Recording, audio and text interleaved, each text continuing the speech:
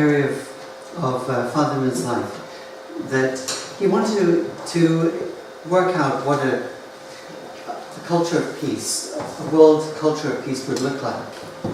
And since wanted to make a number of initiatives which would help to prepare for a future world of peace. And to make initiatives, it's too much for one lifetime or for one person to do all of this. But actually to start making initiatives, to start changing people's vision, is something that he was very good at. So, building a culture of peace.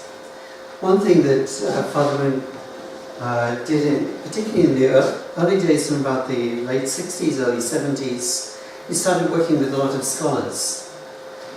And looking at science and absolute values is one area, and bringing together professors. Professors particularly, they're quite willing to share their innovations, their thinking, and to dialogue and to broaden the realm of thought.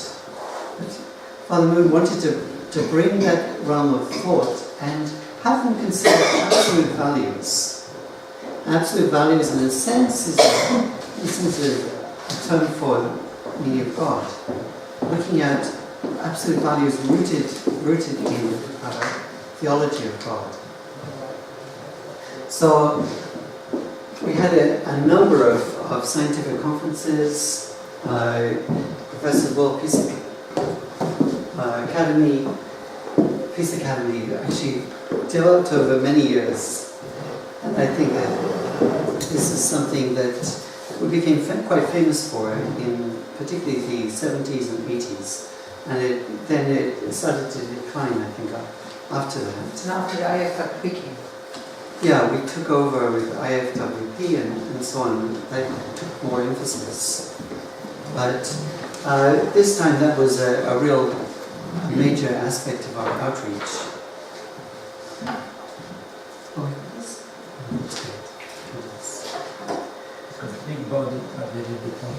So, and in the early times of late 70s, 80s, there were an incredible number of Nobel laureates and very high-level scientists. There were 18 Nobel laureates.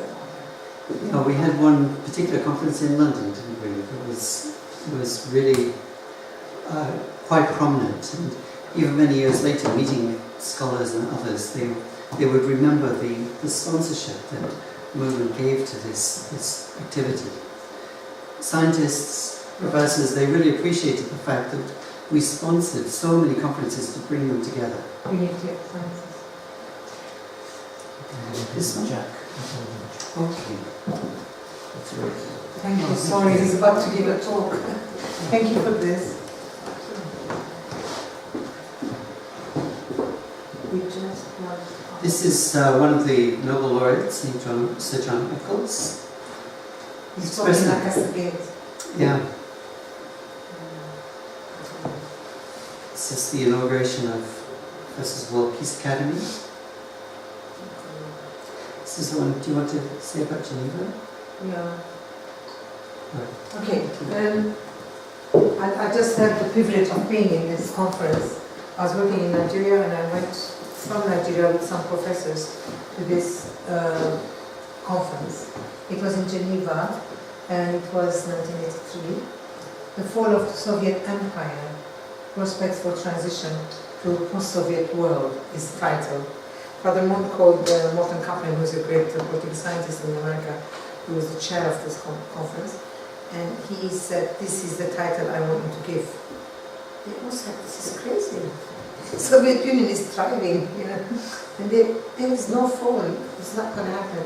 He said, "This is what I want, and I will sponsor it." And it took a lot of negotiation before it was allowed to happen, because the scientists, have the mind that is stronger than the vision. So they wanted to see. Then they made the scenario: what if there was a fall? and it was one of the most prophetic things that has ever happened.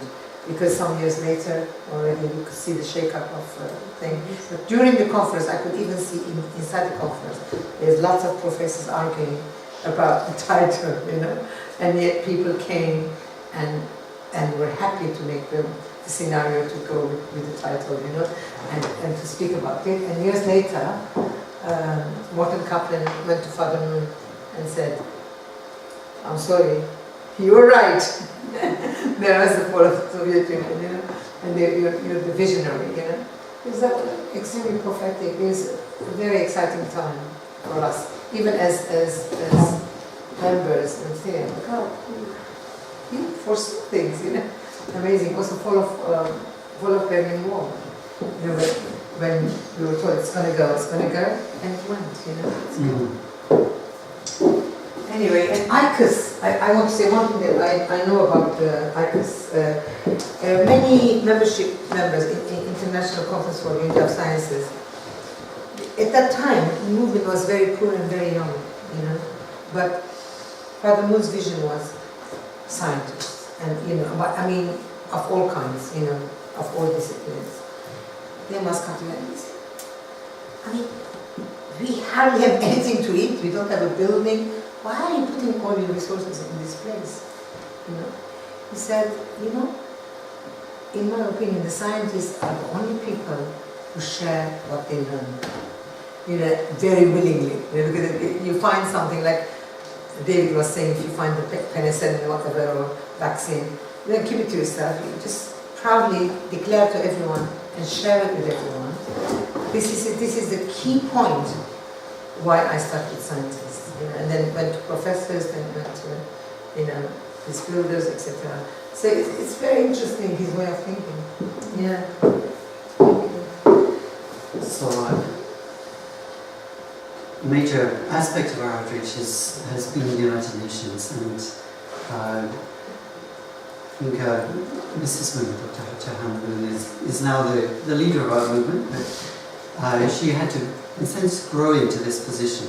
And she has been on a number of speaking tours, and this one in the United Nations, but she went on a number of worldwide speaking tours to promote Women's Federation for World Peace, to promote also the new thinking that our movement is trying to bring. Particularly also to emphasize the United Nations in a parental role in world affairs. Right now it's kind of wrongly structured, and it's still playing some role, a good role, but it could play so much better of a role. So here is Mrs. Moon is, in a sense, leader of both Women's Federation for World Peace, and also she is the co-founder of Universal Peace Federation. And here she is. In recent years, and in particular after Father Moon's passing, she's been taking leadership in a very strong way. And actually, we're so grateful that she's there, because when Father Moon passed away, in a sense, it's a big shoes to follow, big shoes to put on for anyone. So to have Mrs. Moon there as a mother to also complement the things and in many ways finish off a number of the things that Father Moon had initiated. It's an incredibly balancing and stabilizing factor. So a number of movements after the founder passes away, there's a huge cataclysm, many schisms and so on, and we've had our own difficulties. But to have Mother Moon there to guide things, to make them systematic, to look to structures which will take us on for generations to come. This has been an amazingly important role. One area that Father and Mother Moon have emphasized a lot is the area of culture. So, what is the expression of someone who has mind-body unity? So we have mind-body unity as sports people, as artists, as ballerinas and ballet dancers.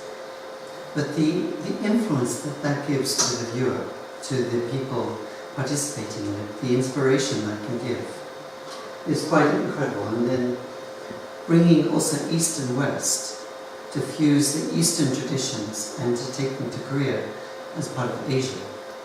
So the Kirov ballet, using Russian traditions of ballet, and bring them to Korea has been quite an amazing influence.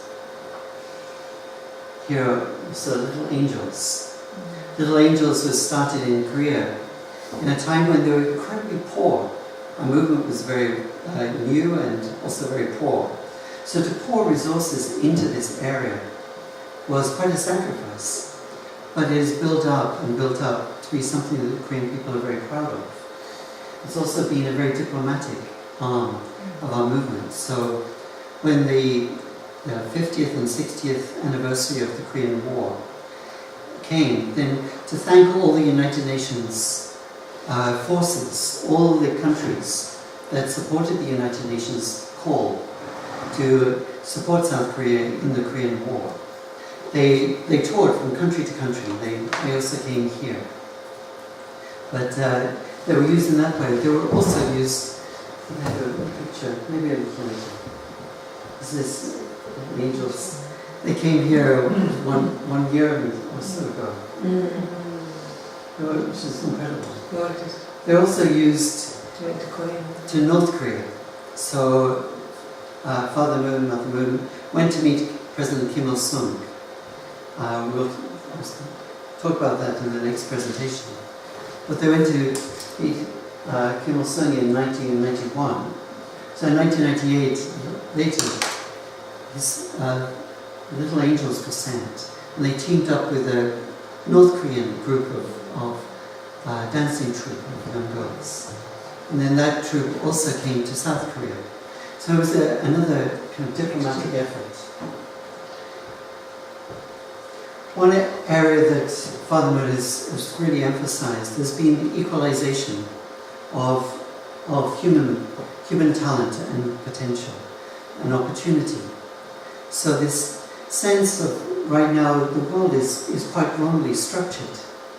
So there's a lot of emphasis on prosperous nations, and there are many developing nations which have developed quite a bit since Millennium Development Goals, but they're still way behind. We don't talk about maybe the bottom billion anymore, it's like the bottom 800 million, because things have been developing, which is great to see. But Father Moon back in the 80s and 70s was trying to bring the equalization of technology by bringing German machine tool factories to Korea and Japan, and also establishing a car assembly plant in North Korea. The idea was to share technology around the world. There have been other initiatives in different parts of the world as well. So, how to build humanity as one world family of humanity under God. The sense of the equalization of human potential and human opportunity. So one was technology, but there are other areas as well. Development of food resources. Father Moon was also spending a lot of time on the ocean. Many spiritual leaders have also looked at the sea as a nice place, as a good place for transport, for communication, but also to pray. A place where prayer is much easier because there's been less sin on the ocean than there has on the land. That's right. There are far more resources which are untapped in the ocean than any other place, because the ocean is, I think, 2/3 of the world is ocean. It's very uncharted and undeveloped. That's why South China Sea is such a controversial and flashpoint area at the moment. So going out on the ocean, there were a number of initiatives to build boats, to develop factory fish tankers on the boats to collect fish when they're caught from boats, so the boats could stay on the ocean longer. The sense of you can't be stubborn on the ocean because the ocean just changes so quickly. And one moment it's flat, next moment there's a storm. Things change so quickly. Father Moon also emphasized this area of mind-body unity on the ocean. You have to prepare a lot when you go out on the ocean. You can't be lazy because it changes so quickly. The currents, the winds, the temperature, etc. They change so fast. So a very good place to unite mind and body by going there. So when he was learning how to do tuna fishing, he would start going out and he was studying all the methods of tuna fishing. And for 16 days he didn't catch anything. He was just studying many things, and many other fishermen were laughing at him. Each time he went out, then he would go earlier and earlier and earlier. He would find out where the best places were, where the other fishermen went, where the currents went, so that the fish would come because of the meeting of cold and warmer waters, and shallower and deeper waters. And study all of this. And then after a while, he became an expert. Got the method done, and he had a duplicable method which he could teach to others. And then he started catching a lot. So he was constantly working on how can we do things better, how can we multiply food resources through fish farming, and the multiplication of germination of fish. So this is an area that he developed a lot, and there are a number of places where he has fish businesses, particularly Kodiak, Alaska, a lot. Also in Gloucester in Northwest America, or Northeast America, sorry, he did a lot. So I did one summer with this after seminary, actually. And he often would come and talk to us, but his talks were then at like 3:30 in the morning. He'd talk between 3:30 and 4, then he'd send us out. And then when we came back, then he would talk to us again. From 6 to 8. He's an amazing person. But sometimes our boats became ghost boats. You couldn't see anyone because they were so tired. But this was his kind of routine. Anytime we had a major event, whether it was a major speaking event or a major time, then he would send us out to work and he would go fishing. But then his fishing was like going out at 3 in the morning or 3:30 in the morning, and then coming back late at night, and then keeping this incredible routine and constantly focusing on fish, on praying. Did you hear about Confucius? Confucius' study of his doctrine. Confucius was a civil servant. For a long time he was in the Chinese civil service, and he would be working hard as a bureaucrat. Then when he retired, he was hanging about the house, and his wife said, "Why are you hanging about the house all the time, doing nothing?" Because he was thinking. So she was getting kind of a bit agitated, is a good word, about this. So she said, "Why don't you go out to do something?" She said, "Okay, I'll go out and I'll go fishing." So he went out every morning with his fishing rod and bait and everything else. And he would come back in the evening. Nothing. Didn't catch anything. His wife was also getting agitated after a while. "Why are you bringing back fish for us to eat?" So she decided to go and spy on him one day, find out what he was doing. And she went out, and there was the fishing rod. It was hanging on its hanger, and the line was in the water. He was there, studiously watching it. Nothing was quite happening. She says, "Why aren't you catching any fish?" So she pulled up the line. There was no bait, no hook. So Confucius had to spend some time thinking. I think Father Moon also was using fishing time to develop his prayer and his sense of the providence, understanding of how God was working, and the way that God's blessing, and the way to reap fortune. So he always used to say he has an antenna for where is the direction of fortune, of spiritual fortune, where that you can punch through those barriers more quickly and more easily. So this was the time on the ocean.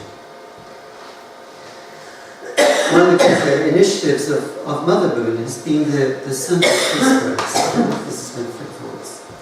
Sun Hat Peace Prize is, in a sense, maybe the first two syllables of Father Mother Moon's name. Sun Moon Moon Chak Cha Han. So the Sun Hat Peace Prize is, in a sense, an award which is given, I think it's every other year. This is 2015, the next one is in February next year. But it is given to those who are most promoting peace and human development in humanity. And there's a distinguished panel to choose. This time the focus was on the oceans and development of aquaculture. So this gentleman is an Indian, Mr. Mohan something Gupta. Sorry, the middle name was quite difficult. But he developed a blue water revolution. So this is the work with fresh water to develop greater fish resources. And apparently through this, some areas developed their fishing resources by 400%. So some fishing communities, they were raised out of poverty. And he said many people became entrepreneurs, and particularly women became entrepreneurs through this, and raised their families and their communities out of poverty. The other gentleman is from Kiribati, which is small Pacific island. It's one of the islands which will soon disappear. With any rise in seawater, it has the lowest level above seawater, and it will soon disappear. Here is Mr. Modaguku Gupta. He is a very humble man. He works, he learns the local customs, he lives them with the people, talks with them, shows them how to do it. But, very humble man. He's worked in India, in Vietnam, in Thailand, and is beginning to work also in Africa. He also received the 2005 World Food Peace Prize, the World Food Prize. This is in the tongue. But what did you do, Kiribati? I used the campaign for climate change. But you also I thought you made a deal with Fiji. Yeah. So to transfer people. He did negotiation, diplomacy. What to do with these people if it sinks. So Father Moon invested in a number of newspapers and media area.